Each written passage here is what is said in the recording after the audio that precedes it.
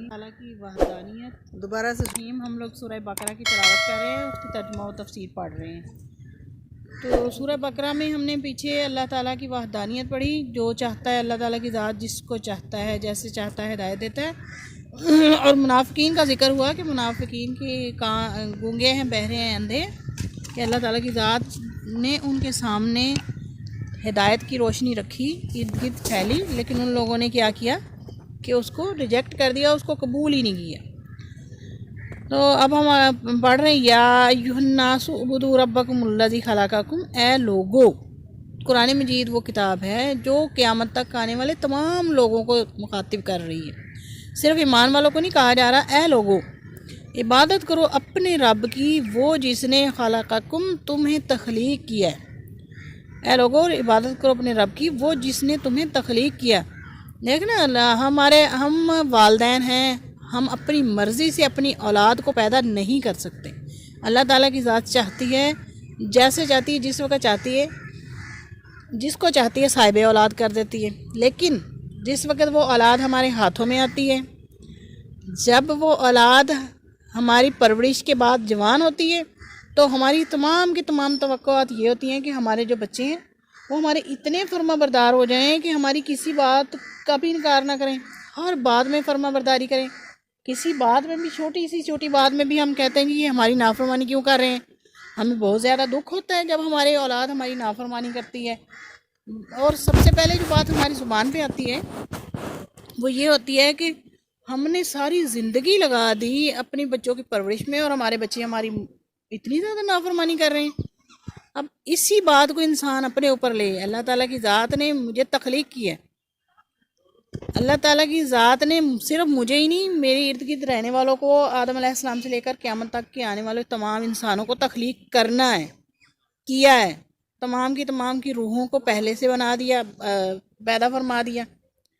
تو ایسا خدا، ایسا اللہ جو آپ کو پیدا کر رہا ہے، جو آپ کو تخلیق کر رہا ہے، ایسی تخلیق جس کی سمجھ بھی ہمارے دماغوں سے بالا تر ہے، تب بھی ہم کیا کرتے ہیں؟ پھر بھی ہم اللہ کی نافرمانی کرتے ہیں۔ ہم ایمان والے ہیں یا نہیں ہیں؟ ہم بے شک کسی اور دین سے تعلق رکھتے ہیں، ہم ہندو ہیں، ہم مسلمان ہیں، ہم سکھ ہیں، جو بھی ہیں، ہمیں اللہ تعالیٰ نے تخلیق کیا۔ یہ نہیں کہ مسلمان کو اللہ نے تخلیق کیا اور جو غیر مسلم ہے اس کو اللہ نے تخلیق نہیں کیا۔ نہیں جی، اللہ تعالیٰ کی ذات نے کیڑے مکوڑوں اور دنیا جہاں کی تمام مخلوقات کو میرے اللہ نے ہی تخلیق کیا۔ اس بات کو ہم بھی ایڈمٹ کرتے ہیں، اس بات کو سارے کے سارے انسان تسلیم کرتے ہیں، سوائے چاند ایک انسانوں کے جو کہتے ہیں جی دنیا خود سے بنی اور خود سے ہی ختم ہو جائے گی۔ ایک جیسے کہ مثال کے ایک تصویر آویزاں، اب اس سے پوچھا جائے یہ جو تصویر ہے یہ خود بخود بنی ہے؟ کسی سے بھی سوال، کسی ذی عقل سے سوال کریں گے، یہ جو تصویر سامنے لگی ہوئی ہے یہ خود بخود سے بنی ہے؟ تو کوئی بھی عقل والا کہے گا یہ خود بخود سے کیسے بن سکتی ہے؟ خود بخود سے کبھی بھی نہیں بن سکتی۔ کوئی ایک انسان، کوئی ایک مشین، کسی بھی چیز نے اس کو بنایا، پہلے اس کا فریم سے پہلے اس کو بنایا، اس کو پینٹ کیا، اس کے بعد اس کو فریم میں لگا کے جی ہمارے سامنے پیش کر دیا گیا۔ پھر اتنی بڑی کائنات کیسے ایک دم سے خود بخود سے تخلیق ہو سکتی ہے؟ وہ میرا رب ہے جس نے تمام انسانوں کو تخلیق کیا، ان لوگوں کو بھی جو ہم سے پہلے تھے، لعلکم تتقون، اور ہم اس چیز کو خود سے سوچیں تو ہم خود بخود ہی پرہیزگار بن جائیں گے۔ لعلکم تتقون، تاکہ تم پرہیزگار بن جاؤ، پرہیزگار اللہ سے ڈرنے والے۔ میرے اللہ نے یہ درخت تخلیق کیے، یہ پھول تخلیق کیے، ایک گھر میں ایک گملے میں ایک پودا لگائیں، ٹھیک ہے؟ ایک پودا، میں اپنی مثال لوں، اگر ایک گھر میں، میں اپنے گھر میں ایک گملے میں ایک پودا لگاتی ہوں تو وہ پودا خود بخود سے نہیں اگنے لگ جائے گا، مجھے اس کی روزانہ کی دیکھ بھال کرنی پڑے گی، مجھے روزانہ اس کو پانی دینا پڑے گا، جب زیادہ ٹھنڈ ہوگی اس کو ٹھنڈ سے بچانا پڑے گا، جب بہت زیادہ گرمی ہوگی اسے گرمی سے بچانا پڑے گا، کبھی اس کو کھاد دینی پڑے گی، کبھی اس کو پانی دینا پڑے گا، کبھی اس کو سورج کی روشنی مہیا کرنی پڑے گی۔ اس کے بعد وہ ایک جو پودا میں نے چھوٹا سا لگایا ہوگا وہ اللہ کا حکم ہوگا تو بڑھنا شروع ہوگا، ایسے کبھی بھی نہیں بڑھے گا۔ میں کہوں، ہاں میں پودے کو کہوں کن ہو جا فیکون، تو کبھی بھی پودا نہیں ہوگا، ٹھیک ہے نا؟ میرے اللہ تعالیٰ کی ذات کن کہتی ہے، فیکون، پس وہ ہو جاتا ہے، وہ حکم ہوتا ہے اور وہ ہو جاتا ہے۔ کیسے؟ وہ با اختیار ہے، اس نے ہمیں تخلیق کیا، اس نے یہ تمام چیزیں، اس نے یہ ساری چیزیں تخلیق کی۔ اگر آپ صلی اللہ علیہ وسلم نے فرمایا اللہ کی تخلیق پر غور مت کرو، اللہ کی تخلیق پر غور مت کرو، لیکن اللہ نے جو تخلیق کی ہیں چیزیں ان پر غور کرو تو تم پرہیزگار بن جاؤ گے۔ اور اللہ تعالیٰ کی ذات نے یہ نہیں کہ صرف تخلیق ہی کی ہے، ہمارے یہاں بہت سارے ماں باپ ہیں جو خود اولاد کو پیدا کرتے ہیں، بعض دفعہ ایسا ہوتا ہے کہ وہ خود فوت ہو جاتے ہیں، ٹھیک ہے، بعض دفعہ ایسا ہوتا ہے کہ والدین ایسے حالات میں ہوتے ہیں خود سے بچوں کو چھوڑ دیتے ہیں، ایسی صورتحال میں ماں اور باپ کے درمیان علیحدگی ہو گئی تو باپ نے چھوڑ دیا یا ماں نے چھوڑ دیا، دونوں صورتوں میں ہوتا ہے، یا ماں کے پاس رہے یا باپ کے پاس رہے، دوسرا بندہ لا تعلق ہو جاتا ہے، ٹھیک ہے نا۔ تو یہ کیا کہ لیکن اللہ تعالیٰ کی ذات ہمیں تخلیق کر کے ہم سے لا تعلق نہیں ہوتا۔ جس دن میرا اللہ ہم سے لا تعلق ہو جائے نا، اس دن ہمیں کھانا ہی نہ ملے، ٹھیک ہے، جس دن اللہ تعالیٰ کی ذات اپنی مخلوق سے لا علم ہو جائے اس دن ہمیں کھانا ہی نہ ملے۔ ہم کھانا کس وقت کھاتے ہیں؟ جب میرے اللہ تعالیٰ کی ذات کا حکم ہوتا ہے آج کے دن میں اتنا کھانا، اتنے پیمانہ اس انسان کے لیے مقرر کیا گیا، یا اس کو ملنا ہے تو وہ ہمیں ملتا ہے۔ بعض دفعہ ہوتا ہے نا ہم کھانا کھاتے ہیں، کیا آ جاتی ہے، کھانا ہمارے پیٹ میں نہیں جاتا، اللہ کا حکم نہیں ہوتا کہ وہ کھانا ہمارے پیٹ میں جائے۔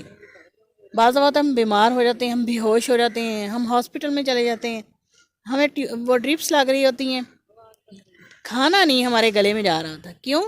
اللہ کا حکم ہوگا تو کھانا ہمارے معدے میں جائے گا، ہمارے پیٹ میں جائے گا۔ اللہ کا حکم نہیں ہوگا تو ہم جتنا مرضی ٹل لگا لیں، ہم جتنا مرضی زور لگا لیں، وہ کھانا ہمارے پیٹ میں جا ہی نہیں سکتا، ٹھیک ہے۔ ایسی صورتحال بھی ہوتی ہیں کہ انسان کھانا کھاتا ہے اور اتنا برا حال ہو جاتا ہے کہ اپنی انگلیاں گلے میں ڈال ڈال کے وہ کھانا نکالتا ہے، کیوں؟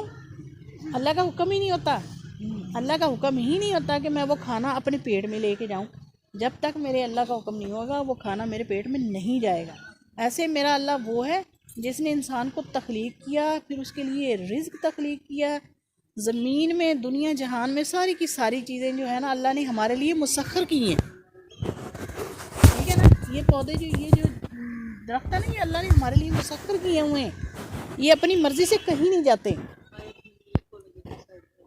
یہ اپنی مرضی سے کہیں نہیں جاتے ہیں، کیا کرتے ہیں؟ یہ اللہ کے حکم سے ہمارے لیے کھڑے رہتے ہیں، پودے لگتے ہیں، پودوں اگتے ہیں، بڑے ہوتے ہیں، ان کے اوپر پھل لگتا ہے، یہ پھل ہمارے لیے اللہ تعالیٰ کی ذات نے مسخر کیا ہوا ہے۔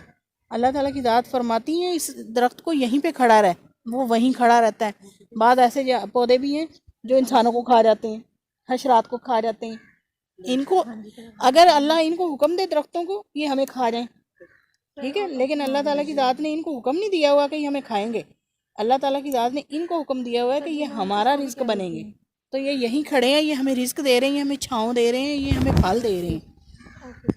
وہ اللہ وہ ہے جس نے تمہارے لیے زمین کو بچھا دیا ہے۔ اللہ پہلے ہمیں بتایا گیا اللہ تعالیٰ کی ذات نے ساری چیزیں تخلیق کی ہیں، ٹھیک ہے، اس لیے ہمیں اس اللہ کی عبادت کرنی ہے، پرہیزگار ہونا ہے۔ پھر اللہ تعالیٰ کی ذات نے اس کے ساتھ ہمیں اپنی بہت ساری خوبیاں بتانی شروع کر دی ہیں۔ اللہ تعالیٰ کی ذات کی ربوبیت، وہ جس نے بنایا تمہارے لیے زمین کو بچھونا۔ سائنس کہتی ہے زمین کشش ثقل ہے، زمین میں بچھی ہوئی ہے نا، یہ ہم اس کے اوپر چلتے ہیں، پاؤں رکھتے ہیں، یہ ہمیں پاؤں رکھنے دیتی ہے، ٹھیک ہے۔ بعض زمینیں ایسی ہیں اس میں پاؤں رکھیں وہ دلدل ہوتا ہے، ہمارے پاؤں دھس جاتے ہیں، وہ کیچڑ ہوتا ہے، دلدل ہوتا ہے، وہ زمین کو حکم نہیں ہوتا کہ ہم اس کے اوپر پاؤں رکھیں، وہ بچھی رہے، ٹھیک ہے۔ ایسے ہی اگر انسان چاند پہ جاتا ہے تو وہ اس کی زمین پہ پاؤں نہیں رکھ سکتا۔ سائنس کہتی ہے اس میں کشش ثقل نہیں ہے، میں کہتی ہوں کہ اس میں کوئی حکم ہی نہیں ہے کہ وہ ہمیں اپنے اوپر پاؤں رکھنے دیں۔ زمین کو حکم دیا ہوا ہے، زمین کو فرش بنایا ہوا ہے، بچھونا بنایا ہوا ہے، یہ اللہ تعالیٰ کی ذات کی مہربانی ہے ہمارے لیے، اس نے زمین کو بچھا دیا۔ آپ خود سوچو چاند پہ جا کے اگر ہم عمارت تعمیر کرنے کی کوشش کریں تو کیا ایسا ہو سکتا ہے؟ دوسرے کسی سیارے پر جہاں پہ کشش ثقل نہیں ہے، جس کی زمین کو اللہ نے حکم نہیں دیا ہوا کہ وہ ہمارے لیے بچھی رہے، وہاں پہ آپ اینٹ رکھو گے، وہ اینٹ کہاں جائے گی؟ وہ اینٹ بھی ہوا میں اڑے گی، ہاں، وہ اینٹ بھی ہوا میں معلق رہے گی، وہ اینٹ بھی نہیں نیچے لگے گی۔ یہاں پہ کیونکہ اللہ نے زمین کو بچھا دیا ہے، اس لیے ہم خود بھی یہاں چل سکتے ہیں. ہم یہاں پہ کوئی اینٹ رکھتے ہیں، اینٹ کے اوپر اینٹ رکھتے ہیں، اینٹ کے اوپر اینٹ رکھتے ہیں، وہ دیوار بن جاتی ہے، وہ عمارت بن جاتی ہے. وہ درخت جس کا بیج لگاتی ہیں وہ درخت زمین کے اندر اگ جاتا ہے. اگر ہم چاند میں جا کے یہ بیج لگائیں تو وہ بیج بھی ہوا میں معلق رہے گا. جب تک وہ زمین کے اندر نہیں جائے گا اس وقت تک وہ اگے گا ہی نہیں. ٹھیک ہے. وہ اللہ ہے جس نے ہمارے لیے زمین کو فرش بنا دیا اور آسمان کو چھت بنایا ہے. اب یہ قرآن مجید 1450 سال پہلے کہہ رہا ہے کہ اللہ تعالیٰ نے آسمان کی ایک چھت بھی ہمارے اوپر بنائی ہوئی ہے. اب آ کے سائنس ہمیں کہہ رہی ہے کہ ہمارے اوپر ایک اوزون لیئر ہے، ایک چھت سی بنی ہوئی ہے. سائنس نے آ کے ہمیں بتایا نا. 1450 سال پہلے تو سائنس نہیں تھی. 1450 سال پہلے ہمیں ہمارے نبی صلی اللہ علیہ وسلم نے اللہ کے حکم سے وحی کے ذریعے بتایا کہ ایک چھت بھی اللہ تعالیٰ نے تمہارے اوپر بنائی ہوئی ہے. کیسی چھت ہے؟ وہ ہماری حفاظت کرتی ہے. جو یہ سورج ہے اس کی اگر شعاعیں ہمارے اوپر ڈائریکٹ پڑیں تو ہمیں بہت ساری مہلک بیماریاں ہو جائیں، لیکن اللہ تعالیٰ کی ذات نے وہ ایک اوزون لیئر اوپر بنائی ہوئی ہے جو ڈائریکٹ سورج کی شعاعیں، جیسے ہم جب سورج گرہن لگا ہوتا ہے ہم اس کو ڈائریکٹ نہیں دیکھ سکتے، سورج کو ڈائریکٹ دیکھ نہیں سکتے. اگر ہم اس کو دیکھیں کسی چیز کو درمیان میں رکھ کے، ایکس رے شیٹ رکھ دیں، کوئی شیشہ رکھ دیں، کوئی کالا شیشہ رکھ دیں، اس طرح کی چیز سے ہم دیکھیں تو وہ ہم اس کو دیکھ سکتے ہیں. وہ ہمارے لیے اتنی ہارمفل نہیں ہوتی ہیں کہ ہماری آنکھوں کو نقصان پہنچا دے. ایسے ہی اللہ تعالیٰ کی ذات نے اوزون لیئر ایک شیٹ سی بچھائی ہوئی ہے جو ان ہارم ریز جو ہوتی ہیں نا وہ ہمارے چہرے تک. جیسے اب ہم آرام سے سورج میں کے سامنے بیٹھے سورج کی دھوپ لے رہے ہیں، دھوپ سیک رہے ہیں نا. سردی ہے تو دھوپ سیک کے اس سے حرارت ملتی ہے ہمیں. اب گرمی میں ہم اس طریقے سے سورج کی روشنی تو لے سکتے ہیں لیکن بیٹھ نہیں سکتے ہیں کہ بہت زیادہ تیز روشنی ہو جاتی ہے، بہت زیادہ گرمی ہو جاتی ہے. تو اللہ تعالیٰ کی ذات نے ایک آسمان کے اور زمین کے درمیان میں ایک پروٹیکٹیو لیئر بچھائی ہوئی ہے، اوزون لیئر جسے کہتے ہیں. آسمان کو چھت بنا دیا. وَأَنزَلَ مِنَ السَّمَاءِ اور آسمان سے ماءً پانی اتارا، آسمان سے تمہارے لیے پانی اتارا. اور یہ ایسا پانی ہے، سائنس نے اتنی ترقی کر لی ہے ابھی تک بارش کا کوئی نعم البدل نہیں ہے. اللہ اپنے فرشتوں کو حکم دیتے ہیں، جہاں پہ حکم ملتا ہے وہاں پہ بارش برستی ہے، جہاں پہ حکم نہیں ملتا بارش نہیں برستی. جتنا مرضی پانی لگا دیں پودوں کو ان میں وہ والی فرٹیلٹی نہیں آتی ہے جو بارش کے بعد. جتنی مرضی بیماریوں سے حفاظتی ویکسین کروا لیں لیکن بارش نہیں ہوگی تو خشک سردی ہمیں مسلسل نقصان پہنچائے گی. جو ہی بارش ہو جائے گی، اللہ تعالیٰ کے نظام ہے، جو ہی بارش ہو جاتی ہے جیسے پودے اور پتے دھول کے صاف ہو جاتے ہیں، عمارتیں دھول کے صاف ہو جاتی ہیں، سڑکیں دھول کے صاف ہو جاتی ہیں، ایسے انسان بھی صاف ہو جاتے ہیں. حالانکہ وہ ہمارے اندر نہیں جاتی. بہت سارے ہم میں سے بہت سارے لوگ ایسے ہوتے ہیں جو بارش کے پانی سے بچتے ہیں، بارش میں نہیں نہاتے، لیکن پھر بھی وہ ہمارے اندر نہیں جاتی، ہم اس میں نہیں نہاتے، لیکن پھر بھی اللہ کے حکم سے وہ ہمارے اندر کو بھی صاف کر دیتی. وہ بارش ہمارے اندر جتنی بیماریاں جو حملہ آور ہو رہی تھیں، کھانسی، نزلہ، زکام، چیسٹ انفیکشن سردیوں میں اکثر، وہ ساری کی ساری خود بخود ختم ہو جاتی ہیں. اور وہ اللہ ہے آسمان سے پانی اتارتا ہے. فَأَخْرَجَ بِهِ مِنَ الثَّمَرَاتِ پھر اس پانی کے ذریعے درختوں سے پھل اگتا ہے. ہم تو فرٹائل لینڈ میں رہتے ہیں نا، زرخیز زمین ہوتی ہے. بہت ساری ایسی جگہیں بھی ہیں جہاں پہ بارش کا پانی ہی صرف ہوتا ہے، نہ وہاں پہ نہری پانی ہوتا ہے نہ وہاں پہ زمینی پانی ہوتا ہے. بارش آتی ہے جیسے صحراؤں میں ہے، بارش آئے گی تو فصلیں اگ پڑیں گی، بارش نہیں آئے گی تو کچھ بھی نہیں اگے گا، ہر شے بنجر پڑی رہے گی. تو اللہ وہ ہے، وہ آسمان سے پانی کو اتارتا ہے، پھر اس میں سے پھلوں کو نکالتا ہے. کس لیے؟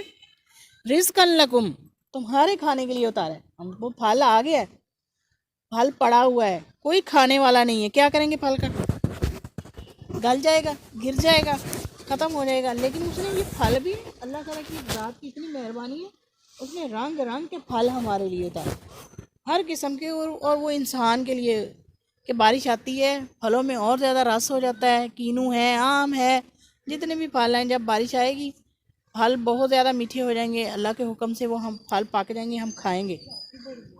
ابھی یہ تو چند چیزیں ہیں جن کا ذکر کیا گیا کہ اللہ نے تمہیں تخلیق کیا، پھر اللہ نے زمین کو تمہارے لیے بچھا دیا، پھر اللہ نے آسمان کو تمہارے لیے چھت بنا دیا، پھر اللہ نے تمہارے لیے بارش کا پانی برسایا، پھر اللہ نے تمہارے لیے اس سے سبزیاں اور رزق اور پھل اگا دیے۔ یہ تھوڑی چیزیں ہیں، اس سے اور ہزاروں نعمتیں ہیں جو اللہ تعالیٰ کی ذات نے ہمارے لیے دی ہیں، ہمیں دی ہیں۔ فَلَا تَجْعَلُوا لِلَّهِ اندادا، تو نہ بناؤ اللہ کے ساتھ کسی کو شریک۔ اتنی نعمتیں اللہ نے تمہیں دے دی۔ جیسے قرآن کہتا ہے سورہ رحمان میں، اللہ فرماتا ہے فَبِأَيِّ آلَاءِ رَبِّكُمَا تُكَذِّبَانِ، تم اپنی کون سی اللہ کی کون سی نعمتوں کو جھٹلاؤ گے تم؟ اللہ تعالیٰ کی دی ہوئی کون سی نعمتوں کو جھٹلاؤ گے؟ اب اتنی نعمتیں میرے اللہ نے دے دیں، پھر بھی کیا کرتے ہو؟ پھر بھی تم اللہ کے ساتھ شریک بنا لیتے ہو۔ وَأَنْتُمْ تَعْلَمُونَ، اور حالانکہ تم جانتے بھی ہوتے ہو۔ یہ انسان جو ہے نا، انسان دین فطرت پہ پیدا ہوئی۔ دین فطرت کا مطلب کیا ہے؟ دین فطرت یہ ہے کہ یہ جو درخت ہے، یہ جو پرندے ہیں، یہ جو چرند ہے، جانور ہیں، یہ سارے اللہ کی عبادت کرتے ہیں۔ یہ ساری مخلوقات جو ہے نا، یہ اللہ کی عبادت کرتی ہیں، یہاں تک کہ مٹی کے ڈھیلے، پتھر، یہ سارے جو چیزیں ہیں نا، یہ اللہ کی عبادت کرتی ہیں۔ اور جو صرف اور صرف انسان ہے جو طبقوں میں بٹا ہوا ہے، جو صرف اور صرف انسان ہے جو کوئی کہتا ہے کہ اللہ زمین خود بخود سے تھی اور خود بخود سے ختم ہو جائے گی، اور کوئی ہے جو کہتا ہے کہ جو پتھر ہیں، یہ جو بت ہیں، یہ ہمارے خدا ہیں، انہوں نے یہ سارا کوئی نظام چلایا ہوا ہے۔ اور کوئی سورج کی پرستش کرتے ہیں، اور کوئی ستاروں کی کرتے ہیں، اور کوئی چاند کی کرتے ہیں۔ جو دنیا کی تمام چیزیں ہیں، تمام سیارے، تمام زمینیں، تمام درخت، تمام پودے، تمام چرند پرند، ہر شے اللہ کا ذکر کرتی ہے۔ ہمیں اللہ اگر وہ کان دے جس سے ہم ان کی عبادت سن سکیں نا، تو یہ اللہ ہو کا ہی وید کرتے ہیں۔ مینڈک بول رہے ہوتے ہیں، وہ اللہ کا ذکر کر رہے ہوتے ہیں۔ مچھلیاں پانیوں میں اللہ کا ذکر کرتی ہیں۔ چلو باقی ہم نہیں سن سکتے، ہم پرندوں کو تو صبح سنتے ہیں نا، جب صبح سورج نکلنے والا ہوتا ہے اس وقت پرندے کتنی زور زور سے چہچہا رہے تھے، باقی کا سارا دن نہیں کرتے۔ صبح آپ سننے میں آتا ہے کہ وہ مسلسل بول رہے ہیں، وہ صبح اللہ کا ذکر کر کے اپنے دن کا آغاز کر رہے ہوتے ہیں۔ وَإِن كُنتُمْ فِي رَيْبٍ مِّمَّا نَزَّلْنَا، اب قرآن مجید کا تذکرہ ہو رہا ہے کہ اگر تمہیں اس کے بارے میں شک ہے، اگر تم شک میں ہو اس کے بارے میں جو نزلنا علی عبدنا، ہم نے اپنے بندے پر اتاری قرآن مجید، اگر تم کسی قسم کے شک میں ہو کہ ہم نے جو قرآن اپنے بندے پر اتارا ہے، تو فاتوا بسورۃ من مثلہ، تو تم اس کے جیسی کوئی اور صورت بنا کے لے آؤ، ایک صورت، اس کے جیسی کوئی ایک صورت بنا کے لے آؤ۔ وَادْعُوا شُهَدَاءَکُمْ، پھر اپنے گواہوں کو بلاؤ جن کے ساتھ بیٹھ کے تم نے یہ بنائی نا اس کے جیسی صورت، پہلے تو بنے گی ہی نہیں۔ من دون اللہ ان کنتم صادقین، اللہ کے سوا تمہارے جو بھی گواہ ہوں گے، اگر تم سچے ہو اپنے گواہوں کو بھی بلا لو، وہ صورت بھی لے آؤ جو تم نے صورت اس قرآن کے مقابلے میں کوئی بنائی، اگر تم سچے ہو تو لے آؤ۔ اب جب ایک کلام ہی اللہ کا ہے، ٹھیک ہے، اب اور خدا تو ہے کوئی نہیں ہے، تو اس کے مقابلے میں کلام دوسرا کیسے آئے گا؟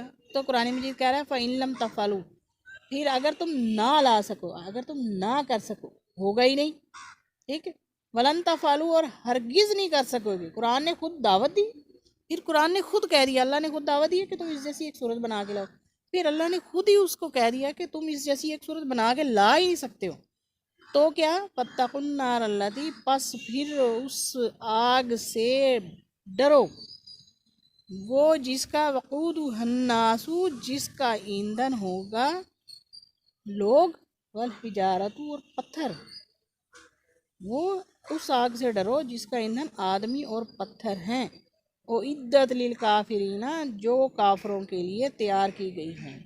کیوں؟ پھر اگر تم اللہ کا انکار کرو گے، پھر اگر تم اللہ تعالیٰ کی ذات کے ساتھ کسی اور کو شریک ٹھہراؤ گے، پھر تم کہو گے یہ جو ہمارے پاس صورت آئی ہے، یہ صورت تو اللہ تعالیٰ کے ساتھ شریک، جو ہمارے شریک ہیں یہ انہوں نے بنائی ہے، ایسا نہیں ہو سکتا۔ اگر ایسا ہو، پھر قرآن نے کہا ایسا ہو ہی نہیں سکتا۔ ایک اس جگہ قرآن مجید نے کہا اس جیسی کوئی ایک صورت لاؤ، قرآن مجید میں ایک اور جگہ کہا اس جیسی کوئی 10 صورتیں لے آؤ۔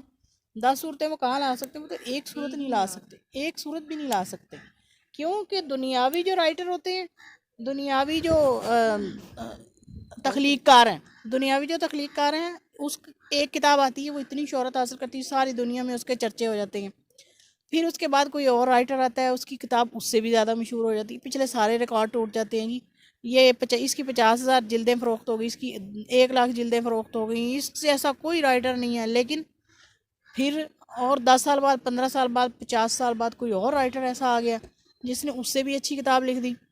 لوگوں نے اس پچھلی والے کو بھول جانا ہے اور کہنا ہے کہ یہ جو نیا آیا یہ تو اس سے بھی اچھا ہے، اس کے مقابلے کی کوئی کتاب نہیں ہے جی. لیکن قرآن مجید کا یہ معجزہ ہے، قیامت تک کے آنے والے انسانوں کے لیے یہ ہدایت ہے. قیامت تک اس کے علاوہ اور کوئی کتاب نہیں آئے گی. قیامت تک قرآن مجید کی حفاظت کا ذمہ اللہ تعالیٰ کی ذات نے لیا. اس میں نہ کبھی کوئی تخفیف ہوگی، نہ کوئی کمی ہوگی، نہ کوئی کر سکے گا، کیونکہ اللہ تعالیٰ کی ذات نے خود اس کی حفاظت کا ذمہ لیا. اور کیونکہ اللہ تعالیٰ کی ذات نے یہ کتاب نازل کی ہے، اس لیے کوئی اور اس جیسی کتاب نہیں لا سکتا. قرآن نے، اللہ نے اس کا اعلان کیا، چیلنج دیا. 1450 سال ہو گئے ہیں اس چیلنج کو، اب تک کوئی نہیں پہنچ سکا، نہ ہی کوئی قیامت تک پہنچ سکتا ہے. صدق اللہ.